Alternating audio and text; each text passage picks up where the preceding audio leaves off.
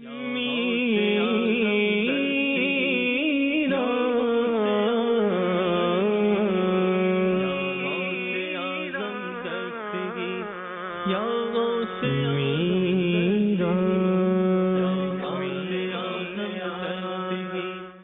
Channel کے ناظرین، آج ہم بات کریں گے غوث اعظم رحمۃ اللہ تعالی علیہ کے علمی سفر کے حوالے سے۔ غوث اعظم رحمۃ اللہ تعالی علیہ کی اسٹوڈنٹ لائف کا ایک واقعہ کتابوں میں لکھا ہے کہ آپ کے جو روم میٹ تھے، آپ کے جو کلاس فیلو تھے، ان میں سے ایک نامی گرامی شخص ابن سقا ہے، اور دوسرا جو آپ کا کلاس فیلو تھا اس کو عبداللہ کہا جاتا ہے۔ ایک مرتبہ یوں ہوا، چونکہ غوث اعظم رحمۃ اللہ تعالی علیہ اسٹوڈنٹ لائف میں ہی اللہ کے ولیوں کی زیارت کی تمنا رکھا کرتے تھے، بزرگوں کا ادب و احترام کیا کرتے تھے، اللہ والوں سے پیار اور محبت کیا کرتے تھے۔ ایک بزرگ جن کا نام غوث کے نام سے ذکر کیا گیا ہے، جن کو غوث کہا جاتا تھا، اور ان کی کرامت یہ مشہور تھی کہ وہ بیٹھے بیٹھے غائب ہو جاتے تھے۔ تو جب یہ کرامت اللہ کے ایک ولی کی غوث اعظم کو پتہ چلی، آپ نے اپنے کلاس فیلو سے فرمایا کہ چلو اللہ کے ولی کی زیارت کرنے کے لیے چلتے ہیں۔ تو ابن سقا کہتا ہے کہ یہ اللہ کے ولی بڑے مشہور ہیں، بڑی ان کی کرامت مشہور ہے،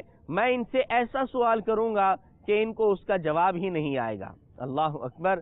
وہ اپنے اندر تکبر محسوس کرتا ہے۔ دوسرا عبداللہ، وہ بھی کہتا ہے کہ اچھا، بڑی ان کی کرامتیں مشہور ہیں، میں بھی کوئی ایک سوال کروں گا، دیکھتا ہوں کہ مجھے کیا جواب ملتا ہے۔ اور پھر باری آتی ہے غوث اعظم رحمۃ اللہ تعالی علیہ کی۔ سبحان اللہ!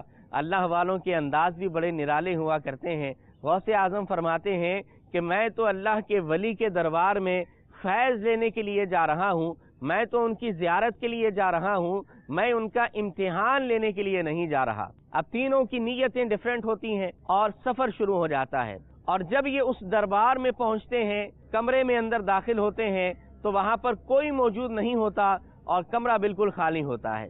لیکن تھوڑی ہی دیر میں دیکھتے ہیں، بغیر دروازے کے آنے سے دیکھتے ہیں کہ فوراً وہ اللہ کے ولی اپنی مسند پر موجود ہوتے ہیں۔ آپ نے فرمایا کہ اے ابن سقا، تو میرے پاس آیا تھا اور یہ نیت کر کے آیا تھا کہ مجھ سے سوال کرے گا اور مجھے اس کا جواب ہی نہیں آئے گا۔ فرمایا کہ سن ابن سقا، تیرا سوال یہ ہے اور اس کا جواب یہ ہے۔ سبحان اللہ!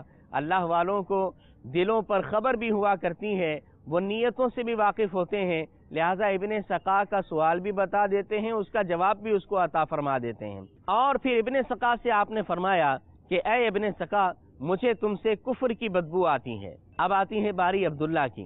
وہ اللہ کے ولی عبداللہ کی طرف بھی متوجہ ہوتے ہیں اور ارشاد فرماتے ہیں کہ اے عبداللہ، تم یہ نیت کر کے آئے تھے کہ سوال کروں گا اور دیکھوں گا مجھے کیا جواب ملتا ہے، تو سنو، تمہارا سوال یہ ہے اور اس کا جواب یہ ہے۔ سبحان اللہ! اس کے بھی دل کی بات اللہ کے ولی اس کو فوراً بتا دیتے ہیں۔ اللہ کے وہ ولی غوث اعظم کی طرف متوجہ جب ہوتے ہیں تو آپ سے فرماتے ہیں کہ اے عبد القادر، تم یہ نیت کر کے آئے تھے کہ اللہ کے ولی کی زیارت کروں گا، مجھے یہ نظر آ رہا ہے کہ ایک وقت آئے گا کہ تم بغداد میں یہ اعلان کرو گے کہ قدمی ہذہ علی رقبۃ کل ولی اللہ۔ میں یہ دیکھ رہا ہوں کہ تم بغداد میں یہ اعلان کرو گے کہ میرا یہ قدم تمام اولیاء کرام کی گردن پر موجود ہے۔ یہ تینوں کو باتیں اللہ کے وہ ولی ارشاد فرماتے ہیں۔ وہاں سے پھر یہ تینوں واپس آ جاتے ہیں اور سفر ختم ہو جاتا ہے۔ اب دیکھیں، تاریخ نے یہ ساری باتیں سچ کر دکھائیں۔ چنانچہ جو اس حکایت کے راوی ہیں عبداللہ، وہ بیان کرتے ہیں کہ ابن سقا بہت زیادہ مشہور تھا، بڑے بڑے مناظرے غیر مسلموں سے کیا کرتا تھا، جس سے بھی مناظرہ کرتا جیت جایا کرتا تھا۔